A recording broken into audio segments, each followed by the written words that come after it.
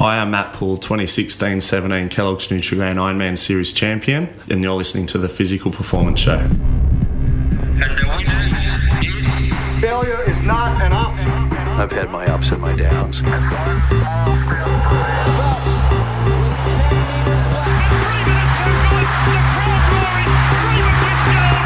I think it's an absolutely breakthrough experience.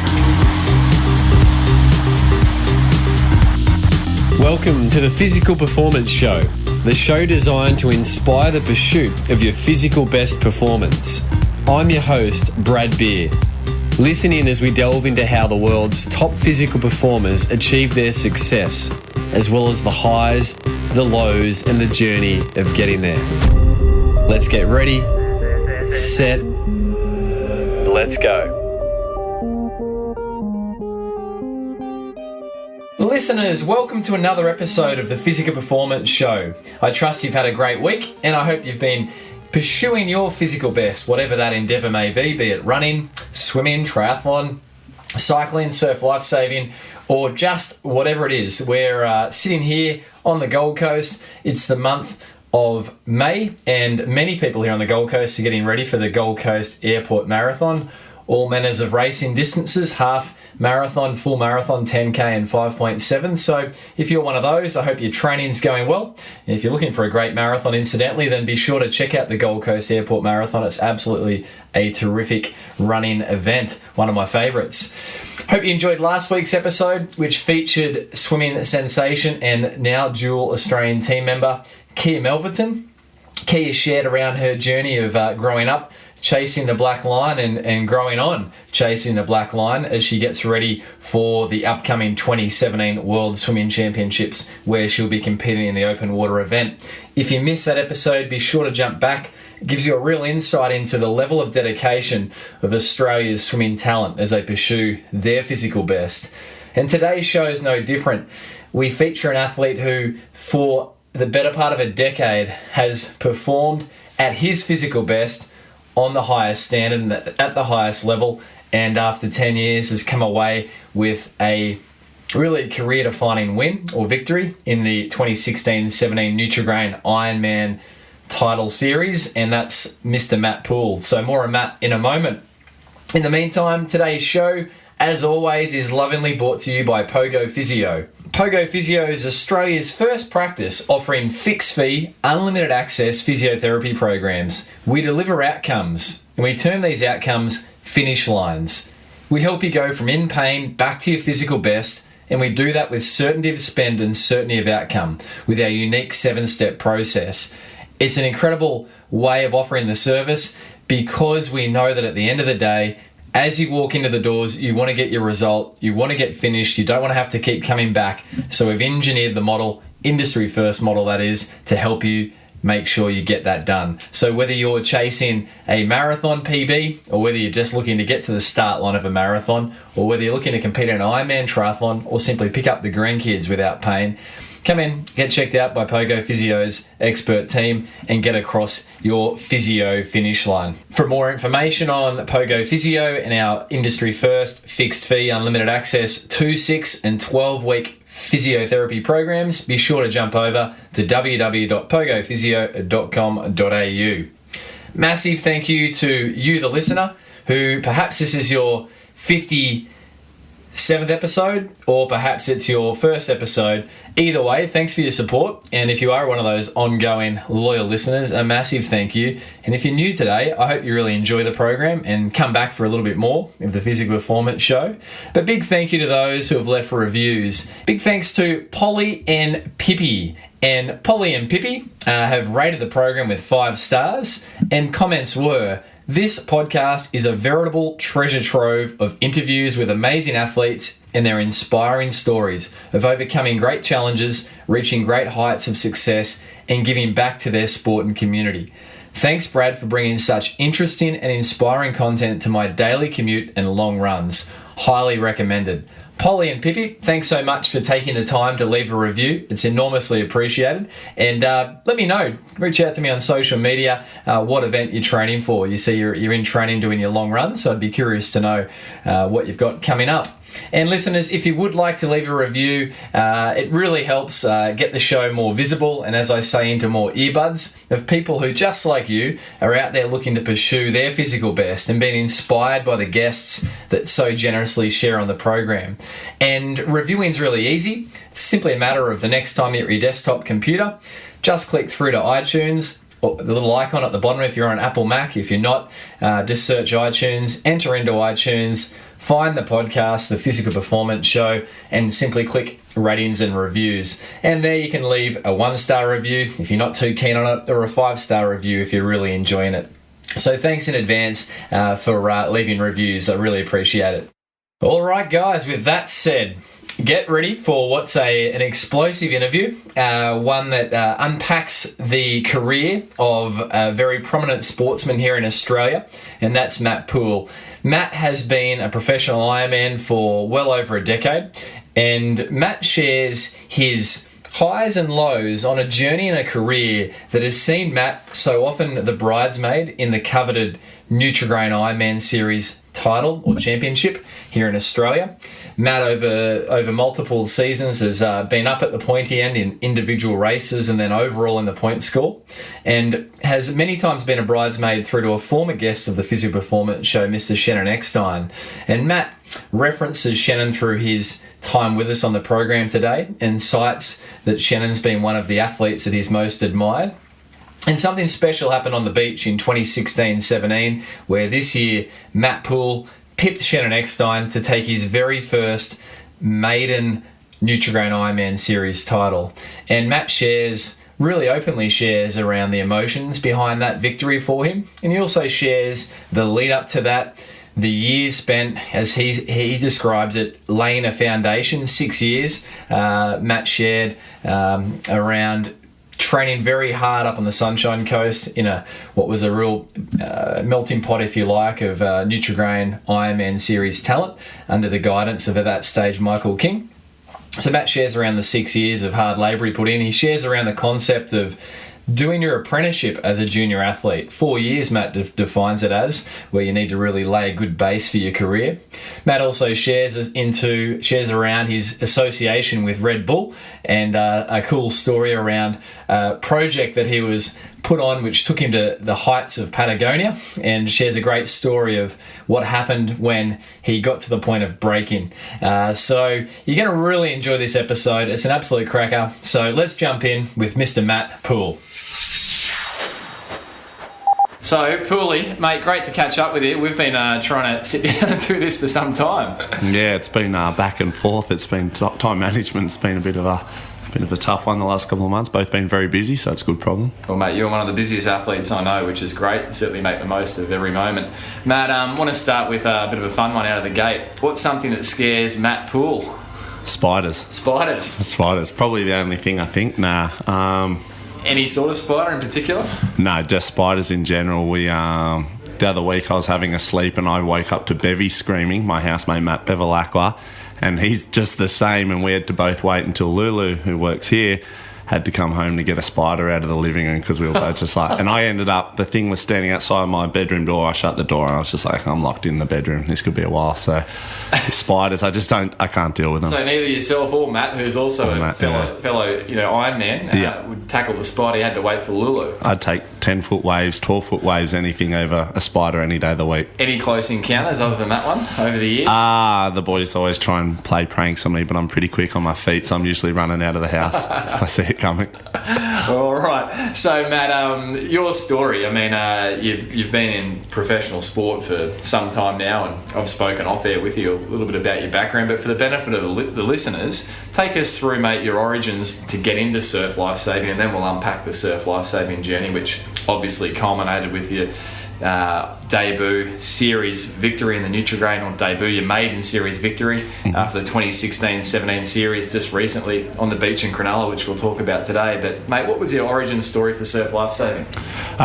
For me it all began back in Sydney at DY Beach, just a young 5-year-old that loved the ocean and being down the beach. That came from my parents, I guess, and that was it for me. I played a lot of sports as a young kid. I played, rugby league, rugby union, water polo, and surf lifesaving. And then obviously as I got older and progressed, the ocean was my sort of lifestyle. That's where I felt most at home and comfortable. And I guess I always had that competitive drive. And as I got older, I started to slowly achieve a few more results and things like that. But it certainly didn't come easy for me. I think I've been one of the most up and down irrational racers from both a young age and even still now in my career. I've been that guy that when I'm on, so to speak, I can blow the world apart and win races. And if I'm having an off day, I can get knocked in heats. It's sort of something that's just been I guess if I describe myself as a racer, that's my personality, and it reflects in my racing as well. So it's 0 or 100 all the time. Full gas or not at all? Yeah, that's it, all in or all out. So Matt, growing up through those sort of formative sporting years where you were dabbling with different sports and then found an affinity for surf, were you competing, like I know you said you weren't necessarily straight to the podiums in events, but you must have been showing some promise as a kid through school swimming or cross countries or not really? Were you in the surf just purely enjoying it? No, I played representative sort of rugby league and rugby union. I played for both the state and regional levels. On water polo, I played for New South Wales at a state level. Swimming, I was never much of a pool swimmer, but surf lifesaving, I was... Yeah, as I said, I was very up and down. Through my nipper years, I was actually a terrible swimmer. Wouldn't even do surf races, could barely string together an Ironman. I was just a board paddler, and that came from my sort of upbringing of surfing and stuff like that. I think I won, as a nipper, 11s, 12s, 13s, 14s, New South Wales state board titles, but I wouldn't even make it out of the heat in the swim. And then in the under 14s, I still remember, it was one of the funniest things. I ended up winning the Ironman race as an under 14. So that's your last nipper years before you go onto the big board, so to speak. And it was swim board, and I got out of the swim in the final 15th, 16th, pretty much last, paddled down the whole field and won the under 14 state Ironman title. So it was pretty funny because I had absolutely zero talent as a swimmer. And this is New South Wales state? And this is New South Wales state, yes. Back then I was competing for Queenscliff Surf Club. And then, went into the 16s, and all of a sudden I had this huge growth spurt. I was always a really short little kid. And when I see the nippers photos on the podiums, I was always that little scrawny little fella. So, which for anyone that knows you now would find that hard to believe. Yeah. You're 6'4". Now I'm 6'4", 194 centimetres and 92 kilos. Yeah, so you're kind of polar opposite. Yeah. And so you were that little skinny. Yeah, so late developer through your teenage years. For sure. When I went into the under 16s, I had a big growth spurt, but I was just like a baby giraffe. I hadn't grown into my feet, so to speak, but I actually ended up becoming more of a swimmer through the 16s and 19s, and my board paddling went backwards. So it took a whole turn, and then I guess at around 19, 20, you start to grow into your body, and I started to jump on the ski and things like that, and I started to be able to put together all three legs, and then that's something that I was always very cautious of. I went through my nippy years as a really strong board paddler, and then I became a swimmer that wasn't that good on the board. So as I sort of was getting older, I realised from watching, the heroes of the sport, you need to be able to put together all three legs solid, and I guess that's probably one of the things I've done now. I won't go out and win a surf race, I won't win a board race, I wouldn't win a ski race, but I can do all three legs quite well, and I think that's probably my biggest advantage when I go into Ironman races. The format doesn't affect me as much as it would with some of your other guys. In the past you've seen Kai's just had a phenomenal swim leg, and then the craft, he's still very, very good, but he's just got that real ace up the sleeve with his swim leg, and it's a good attribute to have, but I think I've always tried to make myself very well-rounded as an Ironman across all three legs. And Matt, you said there growing up, there were the heroes of the sport that you were, watching as a late teenager, growing into your, as you said, giraffe body. Who were the heroes that you were, watching at that stage?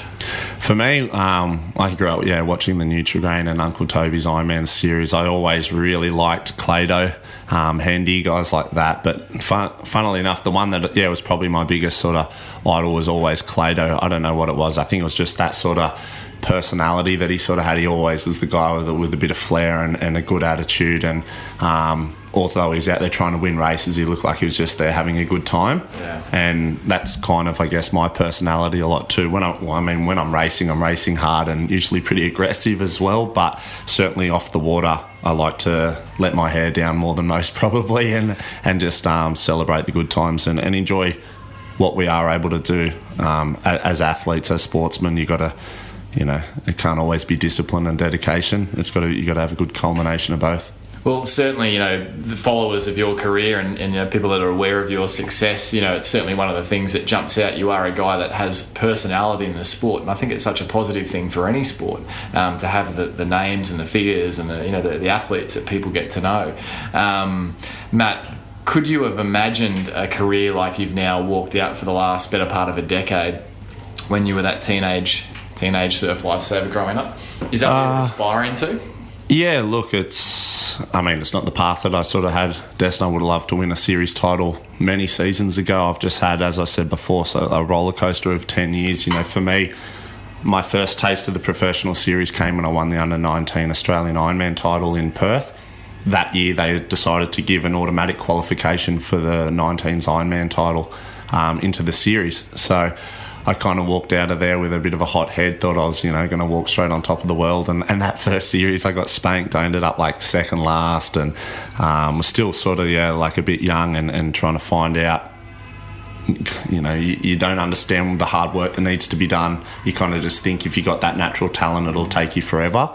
I always found that at that age of about when you leave the 19s and go into the opens, it's like an apprenticeship. If you don't do 4 years of hard work, and I tell this to so many people, 4 years of just absolutely flogging yourself, it's like a foundation, that apprenticeship of 4 years.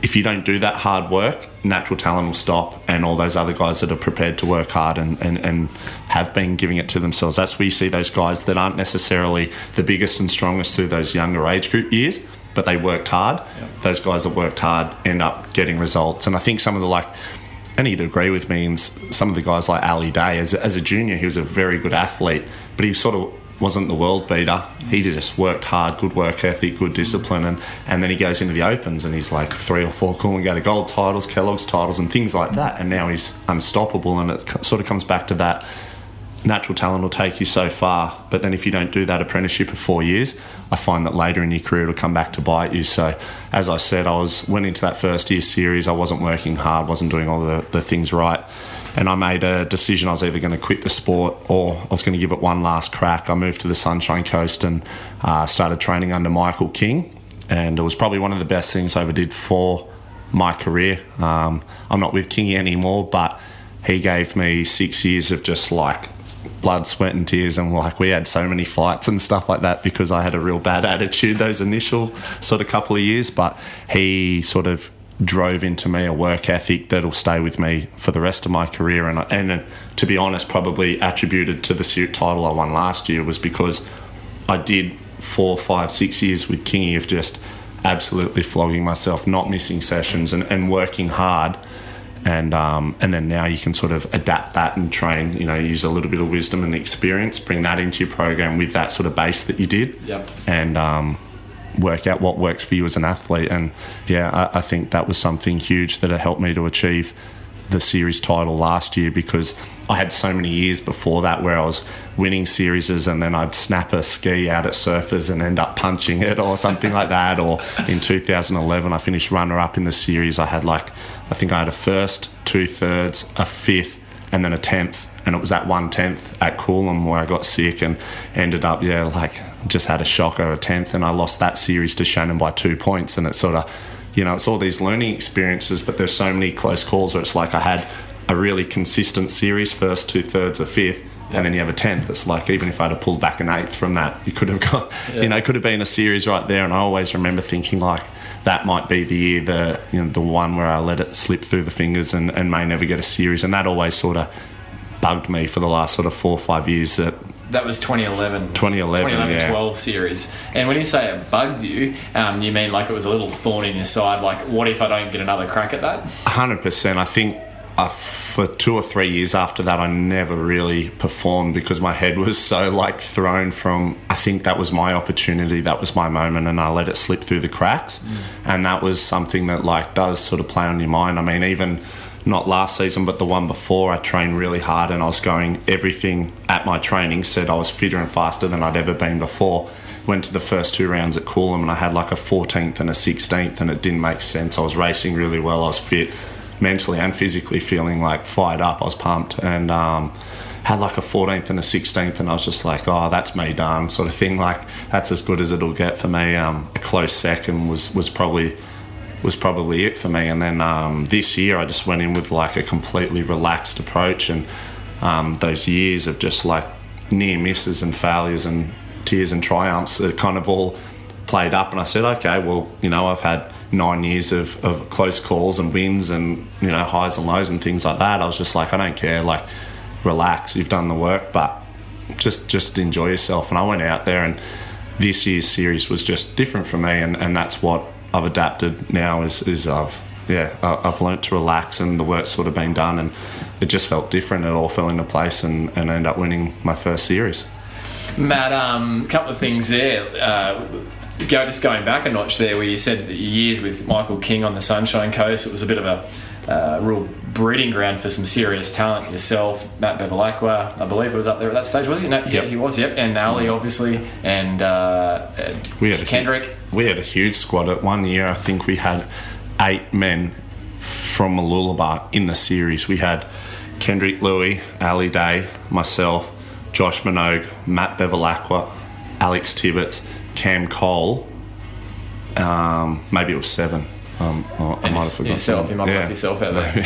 Yeah, forget you. But that's pretty solid from one squad on the Sunshine Coast. Right? You can imagine the training sessions. And I mean, is there any one memorable training session that out of all those sessions, you know, you'd add them up, be big number. Any one session that stands out as a session where you guys pushed yourselves beyond what you thought was humanly possible? Yeah, for sure. I can remember a few Saturday mornings. It's hard to pick out one exactly. But in that lead up, you'd be about 2 or 3 weeks out, maybe 3 or 4 years ago now. Mooloolabar's generally dead flat, and it was probably about a month out from the series, and I could tell that Kingy was about to give us one of those hell sessions. And how could you tell? Because it was just a month out and the week had sort of gone into a little bit lighter, and he just knew that he wanted to give us a proper run through and have basically our own mini Kellogg series of athletes going hammer and tongs. And I remember it was when Leachy and SEL were looking after the series, and we were doing those longer formats, and we did a 2-hour continuous loop style format, and like dead flat water, cold winter's morning. And I can remember like that's sort of Ali's bread and butter. And this one session, like the boys just absolutely gave it to each other, and me and Ali ended up sort of splitting away from the field. And normally the longer that sort of back end of that 2 hours, Ali can really just put it to people. And I remember hanging with him that entire way, and I remember that was one of the hardest sessions we did. But like me and Ali like finished, and both kind of looked at each other, and we just like half scared, half like not knowing what just happened, but we like high-fived each other. We're like, oh shit, like we can both go 2 hours at a solid pace. So we were kind of a bit like, Jesus, this series could be on. But sure enough, I just made so many mistakes again. I think that might have even been the series where Ali ended up just losing the cane, maybe in the final race at Noosa or something like that. But I think we all learned a lot from that, like between Ali, myself, Bevy, everyone. We're such different races, and everyone just needs to almost, I think the worst thing about athletes, especially in our sport, is everybody thinks that you need to overtrain and stuff like that, and they run themselves stale, and everyone's a different athlete. Ali's a very specific thing. What Ali's program is wouldn't work for me, and what works for me wouldn't work for Ali or Bevy, and people like that. And I think it's the ability to be able to stand up and take ownership of your career and say, no, this is what I'm doing, this is what works for me, is the only way that sort of an athlete, because at the end of the day, athletes need to be selfish. It's just a fact of the sport in anyone's. You need to just do what's right for you, and it's not always right for anyone else or everyone else. It's interesting, Matt, you say that, because it's a common theme I find through these interviews. The real peak performers in their specific, endeavours tend to do that apprenticeship, as you termed it, get that maturity, and then, in the years where they're often really excelling, they do have that wisdom and that inner knowing that, no, I respond best this way, and so I'm going to leave that bit out and I'm going to do it this way. And so I think it's actually probably a mark of maturing as an athlete, and getting to know. You mentioned, Matt, one thing I can't let slip. I just think it was interesting. You said that you felt like you had a bad attitude at times training through those 6 years of hard work. What do you mean by that? Like, was it just at times you felt like you were just hard to coach, or how would you describe that? Well, yeah, Kingy always blamed me for his grey hairs being on me. He said, of everyone he's ever coached, he tells, still to this day, he says that I'm the hardest athlete he's ever had to coach. So what was so hard about you? Yeah, I don't know. I think the personality, the attitude, like you said, I thought I was a world beater, and I was very confident in myself, even though I didn't have a lot of results to reflect and show for that. I was very confident. I always knew I had a lot of natural talent and a good read on the surf and things like that. But in those initial years, I think I was just having too much fun with, the not working a full-time job, calling myself a professional Ironman, and thought I was a bit of a rock star probably. So I would miss sessions if I was late, tired or sleepy. I would take shortcuts if they ever presented and stuff like that. And Kingy was the most professional sort of like coach I'd ever seen. So like if you miss a session or don't turn up, that's where we used to sort of butt heads a lot. I probably try to play a lot more recovery cards than he would have liked. So play recovery cards. Yeah, and I mean, in that sort of squad too, like there's so many other guys that were just flawless with their training. One of the best trainers I've ever seen in my life would be Josh Minogue. I've never seen anything like it, and I used to live with him too, but I think he went like something ridiculous of like 6 months straight, didn't miss a session or something like that, and he completely cooked himself. So, but when you're around guys like that, it's very hard to then sort of, if you need rest, to sort of take control of your own career. And whilst Kingy's program was amazing, I would always sort of be watching the other guys and what they're doing and freaking out if they were going faster or not missing sessions and things like that. So that was the hard part of me, to be able to take sort of ownership of my career. Even though I sort of had that hot-headed personality, I'd always try and we just, as coach and athlete, just used to butt heads from time to time, and that's always tough. But I mean, I didn't have a bad attitude. I always wanted to win races. I just don't think I had the mentality to do the hard work that was required to win a series. Yep. I had the mentality that I want to go out and win races, yep, be a superstar, and then the next race, if I miss one or haven't come undone, so be it. I'll be back for the race after that. Yep. Whereas King always had that vision of like, you need to be good all the time, just like I guess like the Shannon Eckstein. He never turns up to a race and doesn't perform. He's always thereabouts sort of thing. Yep. Whereas I was either 100 or 0, and I was very up and down, and that was probably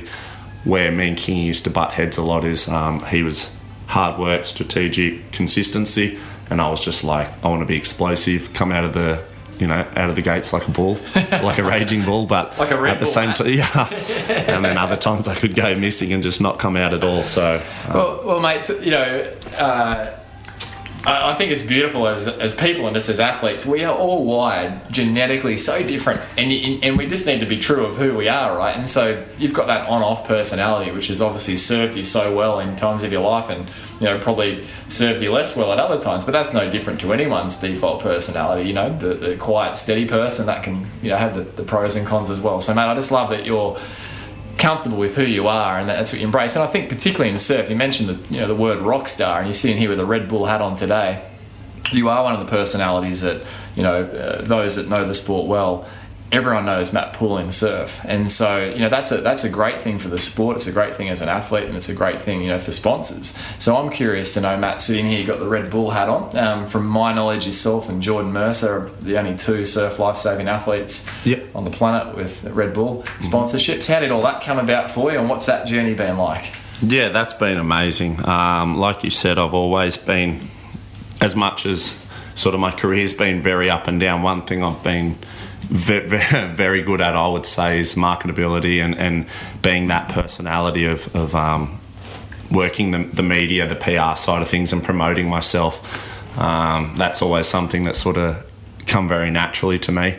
And as I said, you know, I'm in the sport to make money, have a good time, and I guess do the job that I love. I grew up doing it for free, loved it forever. Now it's become a career for me.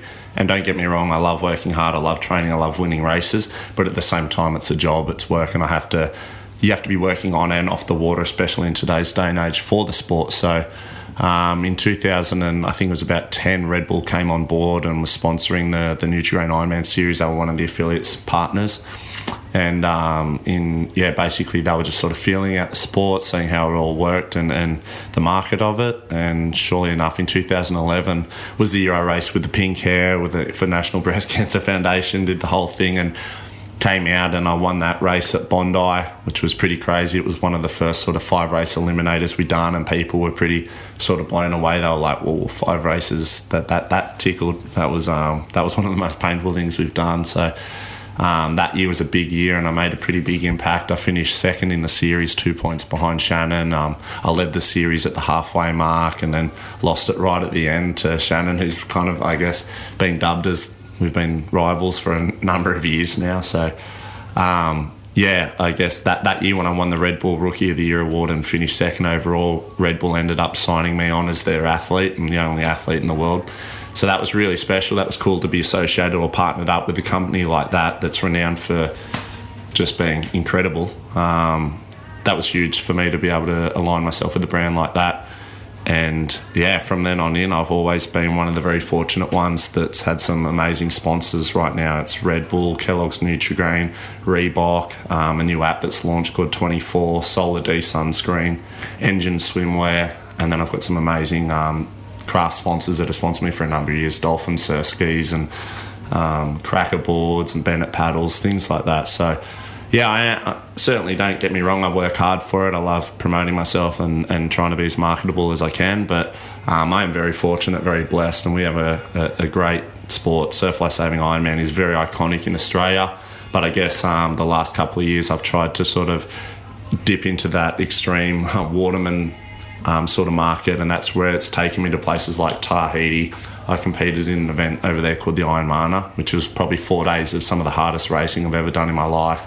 I went over to the States and competed over there for 2-3 months last year. I ended up winning the PPG title, Pacific Paddle Games, which is really big in sort of the SUP worlds. I also did the ISA Games over in Fiji, which is a world title event. I won the tech race over their technical race. So I've got a world title for the stock paddleboard. And also I do the Molokai stuff as well. So whilst the summer stuff is very big for Ironman and in Australia and the life-saving side of it, in winter I'm generally travelling overseas and doing a lot of other events now, and that's where I guess the sponsors find the most value for me, and they see me as a waterman athlete. 12 months of the year I'm on the go, I'm on the fly. So, and I know us scheduling this was around, you shared this before we went on air, all the upcoming, which we'll touch on as we go here, but the upcoming events you've got, it's going to be, once you start back, it's a big schedule, right? Matt, with the any particular stories over the years of anything you can share around cool Red Bull outings? I know when we had Jordan on the podcast, she shared about Project Acheron being dropped out in the middle. I don't know if you're at liberty to share any cool happenings with your Red Bull life. Yeah, so the one that Geordie did was a women's one, and that was the sequel to the first one that we did. So the first one we did was actually a huge trial and error sort of thing. So it was amazing actually.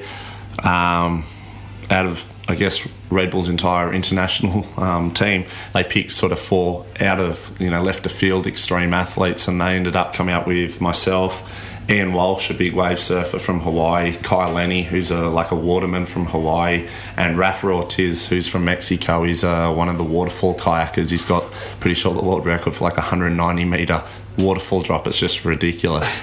And we got to work with one of the most probably influential and innovative sort of guys in terms of sort of sports science, Andy Walsh, who's heads up the high performance sort of projects and teams in Red Bull LA.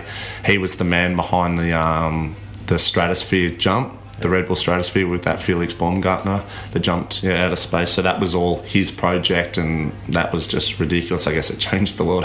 That was pretty insane in terms of Red Bull funding a project to be able to drop a man from outer space back in it. That's crazy. So Andy has these crazy ideas to test these, I guess, effectively these water athletes, extreme athletes, and put them in a really uncomfortable environment out of what they usually do. And they tested us along with the USC, so University of San Diego. They did a whole bunch of pricks and prods, everything from some disgusting samples right there. I'm not going to go into, but go into it. Let's just say normally I like to do my number twos in the toilet and we did them in boxes. So yeah, anyway, we'll leave that there. But we did a lot of training testing before, brainwave testing, all these sorts of things, heart rate, sweats, fats, samples and stuff, and then we did that before and after. So they ended up sending us to Patagonia, bottom of South America, the very tip there. We basically were partnered in with 2 Navy SEALs, a small camera team, and then the 4 athletes, and they just basically said, you don't know what we're going to do, you don't know how. They literally cleared our schedules for a month, and they said, you might be here for 3 days, you might be here for 30 days. The whole thing was about the athletes not knowing, because as an athlete, if you know what it is, doesn't matter how hard it is. Athletes are pretty stubborn, they're pretty mentally driven, they can get themselves fired up for that. But if they don't know what they're doing, especially most athletes are just like humans of routine. They love routine, their training, whether that be swim in the morning, run at 10 o'clock, train in the afternoon, that's their routine, that's what they do. When you don't know what you're doing, it's very hard as an athlete to mentally deal with that. So we ended up in Patagonia, and we were on everything from desert, the most crazy terrain ever, everything from climbing mountains with snow through to just desert walks, glacier walks and stuff. Some of the scariest stuff I've ever done in my life was literally walking with these, I come from Australia, we don't have big snowfields and mountains and stuff. I don't do hiking, I don't do trail walks and stuff like that. I live on the beaches, I swim in the ocean, that's me. Anyway, so we had the crampons, which are the spike shoes, walking over glaciers, and glaciers, you'll get these huge cracks and stuff, and they'll literally tell you if you're walking with these crampon spikes with spikes, so if you drag your feet or your toes, the spikes will catch and you go forwards. And they're so there's a certain technique to walking on that, which I've never done before. If you catch your toe and fall down one of the crevasses, they can go 200, 300 meters down into the ground. So you can imagine if you stub your toe and fall into a crevasse, you're 200-300 meters down, and we've only got 40 meters of rope. It's not a good place to be. It's not a good place to be. And so things like that, we were literally getting in these crevasses, and they might be kilometers long. So rather than walking all the way up 2 or 3 Ks to get around a thing, sometimes we had to jump over and things like that. And these Navy SEALs were just as gnarly as they come. I can remember being terrified of them. And funnily enough, Ian Walsh ended up blowing his knee out from had to go get rescued by Global Rescue and had to go back for surgery in San Diego. Rafa Ortiz also, because we were walking around every day, we were getting up at 2, 3 in the morning, they'd get us up, walking around with these 30 kilo backs with our layers or our layered gear. We had an inflatable little raft thing, we had tents, we had our pitchfork, our ice fork things, our crampons, everything was in our backpack. We carried with us decompressed food or dehydrated food packs. All these things were in our packs. It was 30 kilo packs, walking around doing maybe 15, 20 miles a day, something like that every day, and we didn't know where we were going or when we'd stop or when we'd have lunch breaks, food breaks, whatever. So everyone was doing their legs and knees, funnily enough, and Rafa did his knee, came down to me and Kai Lenny. The 2 Navy SEALs said, righto boys, after a 16-hour day, we started at 3 in the morning, and I think we stopped at 7 or 8 at night, something like that. He goes, righto, this is us for the night, this is base camp. And then half an hour later, they came back and they said, righto, we're going to the top of the mountain and we're leaving in half an hour. And we're whoa, this is heavy. So this is again just more mentally trying to blow us, and we were just terrible. So me and Kai, Rafa couldn't go because he was injured, Ian had already flown back. Two of us and the 2 Navy SEALs, and they took us up this mountain. Long story short, we ended up hiking for 7 hours. We were supposed to get to this one checkpoint. The Navy SEALs had gone off course and completely stuffed it up. They're oh well, we're gonna have to keep going until we find a place where we can set up camp for the night. And this is 3 in the morning, and I can remember being the most tired I've ever been, and I remember like at one stage you had to climb up this sort of rock wall. It was like a 50-metre drop. We had no ropes, no harnesses on us. I was climbing up. Kyle Lenny was sort of holding me on the butt, so I could get up on this thing. And I remember like not being able to get up. I was tired. I was hungry. I just wanted to sleep.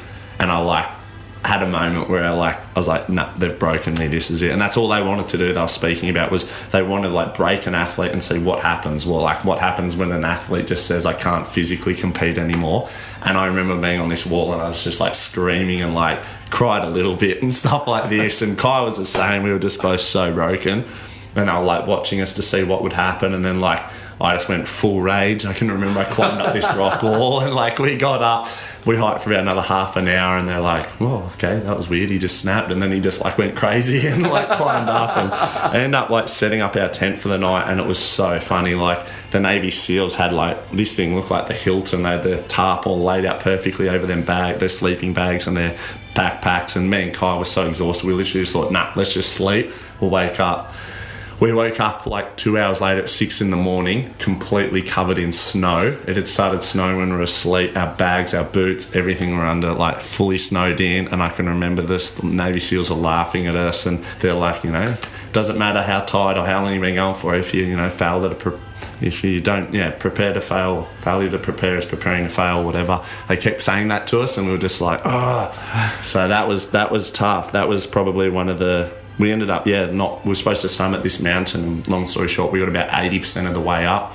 We got completely snowed in, didn't make it, had to turn around and bail back down to the base camp where Rafa and all that were waiting for us. And so that was like a story of like, legitimately, like, it doesn't always go right. Like that was a very long sort of story, but like, the thing was like, you always think in your mind like, yeah, it'll just happen, it'll always go right, you know, like everything will just fall into place. It's like, well, that didn't. Like, we were supposed to summit a mountain, we got 80% of the way up, and it was just blood, sweat and tears for that entire time.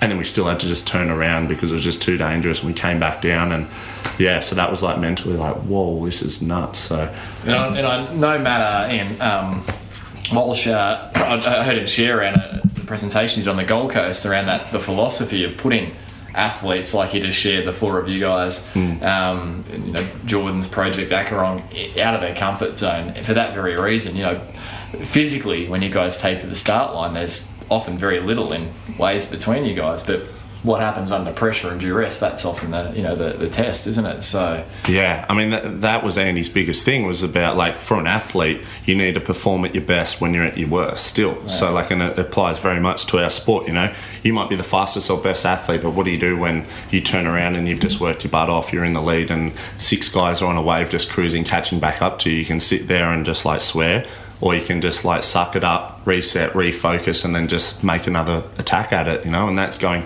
in and out through the surf, where Mother Nature plays a huge part in our sport.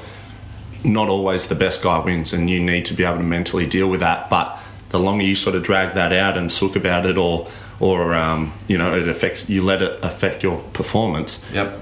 You're just not going to cut it in our sport. You need to be able to go bang, it happened, move on, bang. Yep. And that's what Navy SEALs, I've learned since doing a few projects and other things with Navy SEALs, their ability to just deal with a situation as it is. It could be everything going right, or everything could be completely going wrong. Either way, they do not care. Yep. And it's crazy being able to deal with that. Yeah. And I mean, that would have served you well in many ways, going into a pressure environment like the 2016-17 Nutri-Grain series, where it's 3 days and 3 days, 3 rounds in the series, right? So I want to come back to the series, but I want to pop a little performance round in between that before we pick up the maiden series title. So Matt, some performance round questions. What's the training session you most dislike?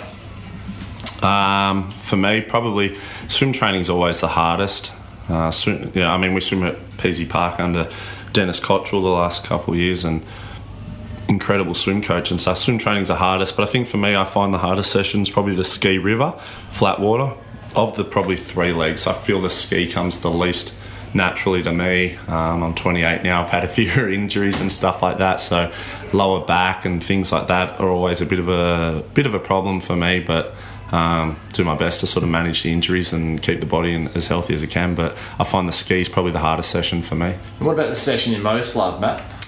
Probably the boards or Ironman sessions, really. Saturday morning Ironman session, I'm in Kurrawa Surf Club. One of the best, funnest sort of beaches I find probably in Australia easily in terms of sort of surf and skill and consistently being challenge. Yeah, it's one of the best places. You get down to the beach on Saturday morning at Karawa, and yeah, that's the thing. Like if you're training in flat water, you can almost just switch off and mentally go into autopilot. But at Karawa, you're constantly thinking because there's always so much water moving, sandbanks, rips, waves. It's always changing, and it's one of the most exciting as an athlete. I think in our sport, just about everyone would contest. In our sport, the Curragh has been one of the best stomping grounds for our national titles, because as athletes and surf lifesavers, it's the most challenging in terms of the surf and stuff like that. It's the best place for us to race and compete, and I'd love to see us get back there. I think it'd just be the biggest spark for the sport. Yeah, so maybe in coming years, so let's see. For sure. Matt, pre-race meal over all the years of racing, your decade long in the series, anything that was your lucky meal or has been your favoured go-to food? Not really. I'm a pretty sort of plain sort of guy. For me, I just try and keep it as simple as I can. Can you remember eggs on toast, avocado, and a coffee of a morning sort of thing. I just do that. I find it relaxes me. Funnily enough, weirdest thing ever, my auntie from Sydney comes to all my races with mum and dad, and she used to always buy me a punnet of blueberries before races. I don't know why. She did it like 2 times, and I won both of those days that she did it, and then she's thought that it was some sort of lucky omen, so she used to always buy me punnets of blueberries. And funnily enough, she came across to North Cronulla and bought me a punnet on a Thursday. I don't even think I ate any, but they sat in the fridge. So but maybe they were lucky blueberries. I don't know what that is, but bedtime, morning time, you're fairly disciplined around that, or during training times? Yeah, usually if we're getting out sort of 2 or 3 sessions a day, bedtime's around 8:30. It's pretty consistent. Yeah, I mean, I'm a bit of a fanatic with my sleep and making sure I get enough and trying to keep a quality sleep. So I'm usually in bed by about 8:30. Try and switch off everything, and there's no other form of recovery after years I've found like sleep, absolutely zero activity, lower the heart rate, sleep. And then I'm up obviously every morning at 5 o'clock to be in the water by 5:30.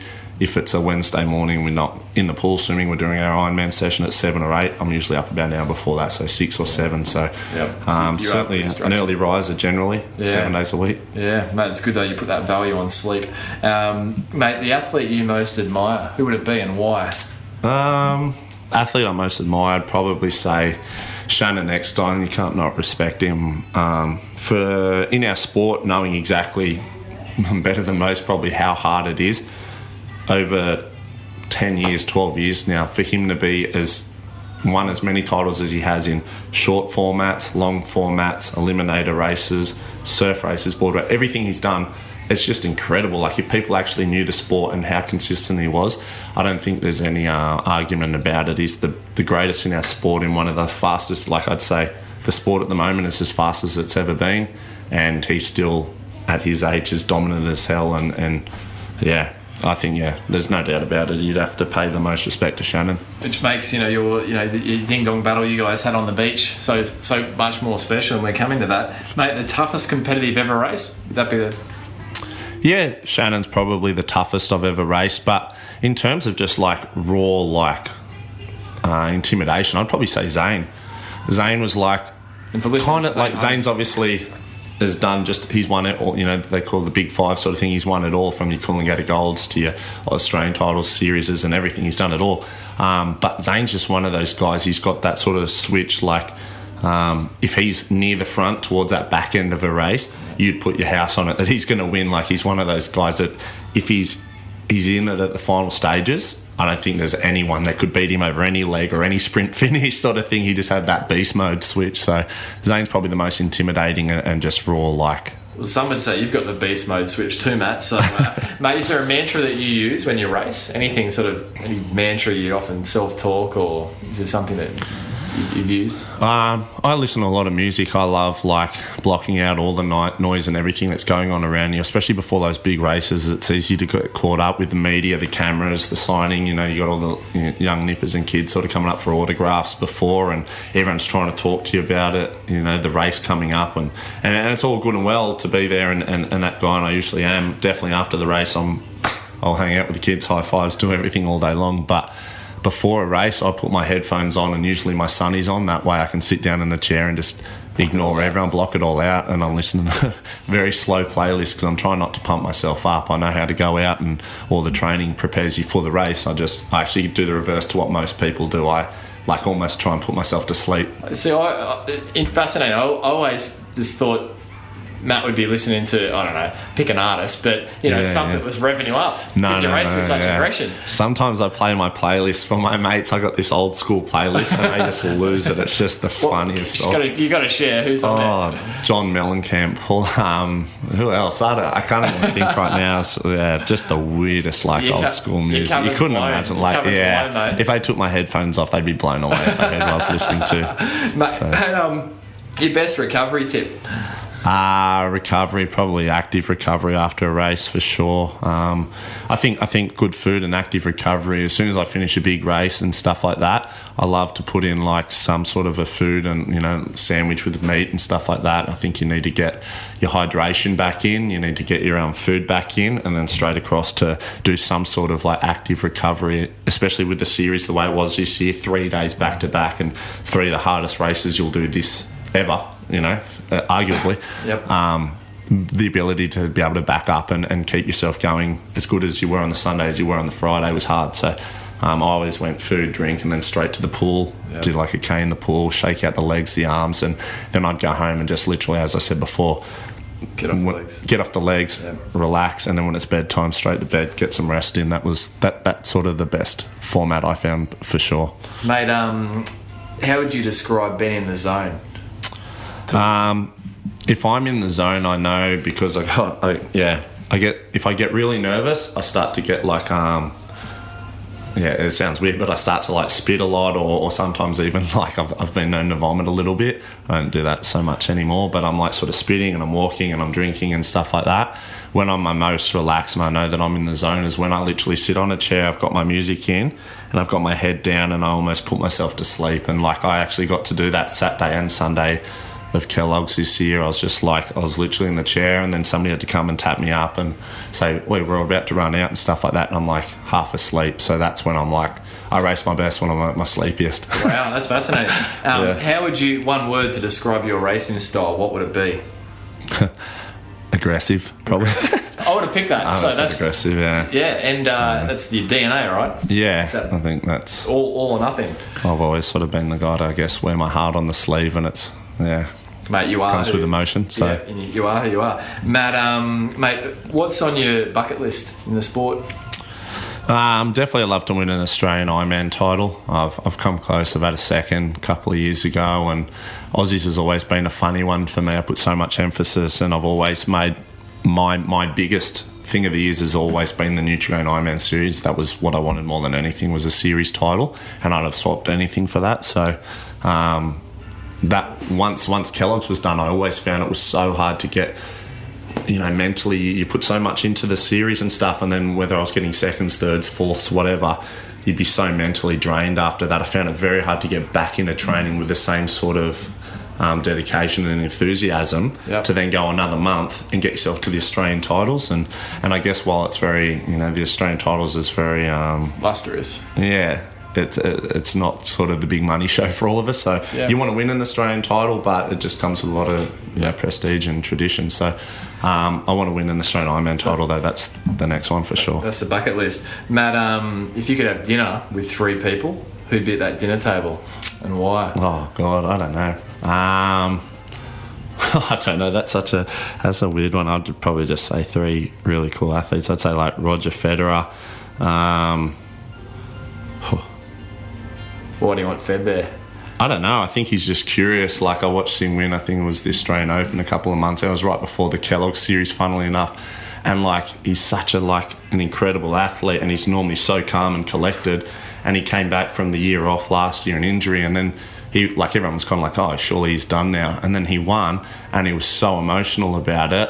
And I remember I got so pumped up when I was watching him at the Australian Open, jump up and down. I was just whoa, this guy's a beast. He just wanted something so bad, and he came back from injury, even though you'd think he's at the end of his career, or he'd be happy with take his millions of dollars and just, retire, and he still came back and just wanted to win. And I was like, that's crazy. And that kind of like, when I was sort of saying to you before, like when I was like, all right, I'm over it, like I've had the best of my years in the sport, it's tough. It was kind of like, no, like I'm 28, I'm old, but I'm not out of it, sort of thing. So like, that was kind of it. So that's. I don't really ever. Yeah, so I'd probably just say table? Fed. I'd say Mick Fanning again, just super inspirational athlete. Find him incredible. And I'd probably say Neymar Jr. just because he looks nuts. Who was the last one? Neymar Jr. Soccer player. So that's going to be a pretty red hot table. Yeah, that'd be exciting. Certainly a Red Bull table. Very, very different cast of athletes for sure. The three of them, I would imagine. But yeah, I think they'd be all super fascinating. You might find Rogers wearing a Red Bull hat at the end, hey, with Mick and yourself sitting. Yeah. Mate, if you could boil down everything you've learnt over the years to one bit of advice for listeners to perform at their best, what would it be, Matt? I would say you just got to enjoy it as an athlete. Like, there's so many long, hard roads and highs and lows of motion. You've got to enjoy it. Like, the hardest thing is to turn up to training and bring out a quality in a session if you're not enjoying it and you don't want to be there. Especially me, like, I've known that more than anything. Yeah, when I'm happy and enjoying myself, I race my best and I train my best. And I think you've just got to enjoy it. You've got to always come back to those things like, why did you get into this? Why did you start this? Like, where did it all begin for you? Like, you might be trying to find yourself at 20, 21-year-old as a professional Ironman. You might be 28, same age as me. And you've always got to, like, inspire yourself and find, like, that passion for the sport and the job. Like, put everything aside and go, like, this is, like, why are you here? You don't have to be here. Why do you want to be here? And if you can, like, still come out of it and find the enjoyment in the training, the sport, I think that's probably going to get the most out of your career and keep you there for a long time. So your why, if you could boil that down in your sport to a sentence, what would Matt Poole's why be? Why would you persist for 10 years to come out in 2016, 17 and win that maiden title, which, in the press it was reported as your Super Bowl, it was your, that was the thing that you wanted most in your sport. What's been your why? What's still your why, with a lot still to come in your career? The unknown. Like, I always, I guess, felt like I'd never showed everyone my best. Like, I'd always shown glimpses of it, and that was probably reflected of why I could win a race and lose a race in the same day, sort of thing. But I'd never shown anyone just how good I could be. So that was always driving me to come back. So I always knew for 10 years that I could win a series title. I knew that even when I was so far from winning a series, I still knew I could win a series. It just, I had to wait my time and keep my head in the game. And I had so many times where I came close and had, led the series and lost the series and things like that. And it was hard. You're always like, you don't know. That's the thing with the laws of attraction, I guess. You want something so bad and eventually it'll come to you. I just had to wait 10 years for it. And it might be like, with the unknown, it might be like one step in front of you. It might be 1 kilometre in front of you. And that's the hardest thing, is you just got to keep going and believing that it's going to happen. Yeah, beautiful, mate. What was going through your head? 2 questions relating to the 2016-17 series, where you were locked equal points with Shannon Eckstein, who was vying for his 10th Nutri-Grain series title, which is potentially a very historic day, and yourself vying for your first. It's almost a beautiful script. You couldn't have written it any better. Everyone felt the tension on the beach. Funnily enough, I've done a bit of work with both you guys, and I felt this tension. I'm like, almost like, I felt like the Williams mum must, with Serena and Venus, like, just go out there and figure it out. But it was just intense, mate. What was going through your head on the start line, and then what was going through your head when you crossed the tape and you got Shannon in the sprint? I don't know. It was pretty emotional for me. I'm not, as I said, like, I don't really hide anything, but yeah, 10 years, like the first 3-4 years, I was just watching him and like in awe, just like, this guy's a beast. Even for the start of the years, he was just all those years of racing off with Zane and Nathan Smiths and Dean Mercers and all these guys and stuff, and then and Hugh Doherty's, and then it sort of came like there was a 3 or 4 year gap where I was then challenging him, having a crack, and he kept coming out on top and stuff, and then Kendrick and Ali's and Bevies had come into the party and they're challenging him, but he just still kept doing it. I think the last 10 years, I think the only 2 guys that have done it is Kane and Ali that have taken a series off him. So like I said before, I've come close so many times, and I can remember then we had that controversial finish a couple of years ago in Newcastle, maybe 2013 or 14, and we just both you know, we've got two completely different stories or versions of what went down. But from then on, we already had a close rivalry, and close, as I said, when he just pipped me by 2 points, I think the year before. And then it developed this like healthy rivalry between the two of us where like, I'm pretty sure, I don't know if this is entirely true, but maybe Kingy was just trying to like fire me up or something. But like when we were all in the heat of the moment, Shannon said to Kingy, I'll stay in this sport as long as I can to make sure he never wins a series. And I remember that always sort of fired me up. I was like, nah, I'm going to get one for sure. So, and like as an athlete and everything, like me and Shannon always shake hands, and you know, we're very good like that after a race. But when we're racing, for sure, like I think I love to try and beat him more than just about anyone else, and there's no doubt he would definitely love giving it to me, and he's had plenty of times to do that. So that's the best, you know, the sport's about rivalries, and and there's, you know, it's a great thing to anyone on the beach would never forget that day. I mean, like you sort of touched on before, like 10 years of racing each other, and like all the media like leading up to on that week was Shannon's going for his 10th series title. You know, he's probably or likely to retire after he gets his 10th. He's coming off the best series of his career. I think he won 5 or 6 series races. He won the Worlds, he won Aussies, won everything. So he's coming off the best year he's ever had, and everyone's pretty much like, he's going to walk into his 10th series title, he's going to retire, blah, blah, blah. And then you got all these Ali Days and Kendricks and Bevies that were getting all the media leading up to it saying which one's going to like challenging him and stuff like this. And I was kind of out of a lot of it, to be honest. And that was it wasn't tough for me to take, but at times for sure I was like, all right, maybe I'm past my best. And then after rounds 1 and 2, we ended up locked in a point score going down to the third race, which is an eliminator. If you look over the last 5 years, I think Shannon hasn't lost an eliminator in like 5 years. And I remember calling my best mate the night before, and I'm like, man, we're locked in a point score. It's a good place to be, but it's with Shannon next time. It's an eliminator format. I don't think he's lost one in 5 years. And Angus, one of my best mates, was just like, mate, you can do this, blah, blah, blah. And it was just hectic. So, yeah. I don't know. It was it's still emotional for me and stuff like that. Like the sprint finish was just crazy. And he shook my hand as soon as I crossed the line. He was like, "Oh, that was, you know, well done." So it was cool to have mum and dad and everyone there. And yeah, I'm getting a bit choked up now, which is a bit weird, but yeah, no, it's cool, mate. Well done. You got it. And mate, you know, we'll tag up in the show notes, listeners, that very historic day on the beach with Matt taking his maiden title.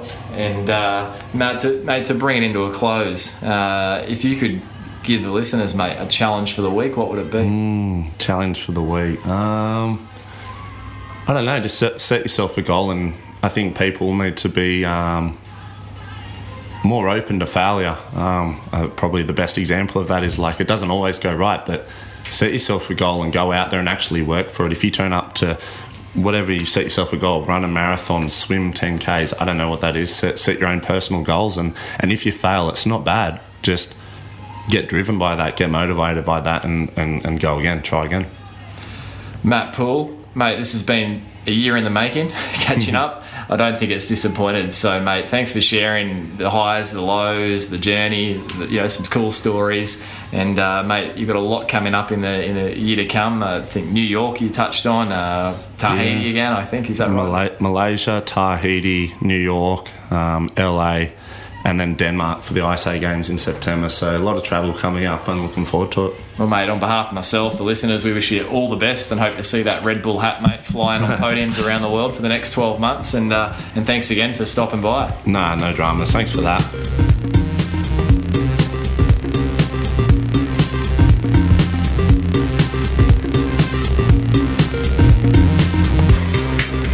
So, there you have it, another episode of the Physical Performance Show. And I trust you enjoyed Matt Poole sharing around his highs and lows of his career, and finishing there with the high of taking the 2016-17 Nutri-Grain Ironman Series title. If you did enjoy it, please jump over onto social and let both Matt and myself know what you took from the program, or just if you enjoyed the program.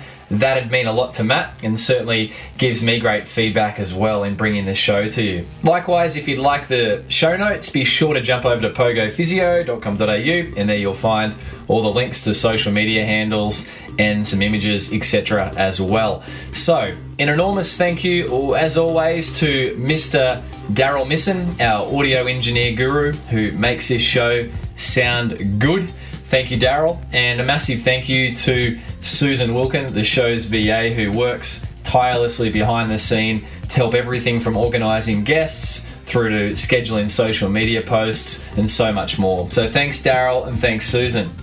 Listeners, if you'd like to subscribe to the Physical Performance Show, it's a real cinch. You just need to click subscribe from within the app that you're listening to the program on, be that Stitcher, SoundCloud, or of course iTunes, and that'll automatically populate this show into your feed each and every week for your listening pleasure, or so I hope. And on that, if you've been enjoying the Physical Performance Show and you know someone that would enjoy this episode, or perhaps a former guest, then it'd mean a lot if you'd forward the episode onto them. Just simply click and copy the URL from within your iPhone or your smartphone and shoot it across to them. That'd mean a lot to me. It helps get the word out about the program, and I really appreciate those that already have done that. It's a real hoot when I see people sharing it and people commenting back to me that they've been introduced to the program through someone that forwarded them a particular episode. Lastly, if you're into running and you're yet to have a read of my Amazon running and jogging bestseller. In fact, it's now a bestseller in its own right. So a massive thank you to all the readers that have made that happen. You can run pain-free. Then you can jump over to Amazon or POGO Physio and pick up a copy. It's 330 pages in its paperback version, or of course it's available on Kindle, and more recently available on iBooks and also Audible. So be sure to jump over, pick up a copy, pop it in your ears, or pop it in front of your eyes if you're into your running and looking to enjoy injury-free and faster running. Talking about running, guys, coming up next week on the Physical Performance Show, I had the distinct pleasure of catching up with perhaps the gentleman that's run more kilometres or miles on this planet than anyone else. I'm talking about the ultra-marathon man, perhaps the most well-recognised ultra-marathon runner on the planet, none other than Dean Canizes. And Dean and I share a great chat around all things ultra-marathoning. Everything from the beginning of his career through to what it was like running 350 miles continuously without a break for a sleep, but continuous running for 350 miles. We talk about sleep running, out-of-body experiences. We talk about Dean crossing the country or nation of Tahiti in an ultra-marathon and the atrocities of what he saw. We talk about Dean's incredible 50 by 50 by 50 marathons, 50 days across 50 states of the US. We really deep dive into Dean's most recent book, Road to Sparta, where Dean travelled back to Greece to really get in touch with his Greek origins and ran the Spartathlon, a grueling ultra-marathon in which Dean really struggled. And Dean shares around his struggles, his diet, pushing on, his literally do or die attitude to that race, and the origins as well of the marathon. Many of us would have heard of Pheidippides and the birthing of the marathon legend, but in Dean's latest book, Road to Sparta, he really actually challenges the myths around what we would in many ways in the Western world know of the marathon. So it's a fascinating read, and I really unpack that with Dean. Dean also shares around a very ambitious program that he's got, where he's looking to run in every nation of the world a marathon in 2017, culminating in 2018 at the New York City Marathon. So this is a really special episode, and if you're into running or you're into performance, you're into ultra-marathon running, whatever it is, don't miss it. Be sure to tune in next week to the Physical Performance Show and enjoy Dean Canizes. Until then, keep pursuing your physical best performance. I'm Brad Beer, and this has been the Physical Performance Show.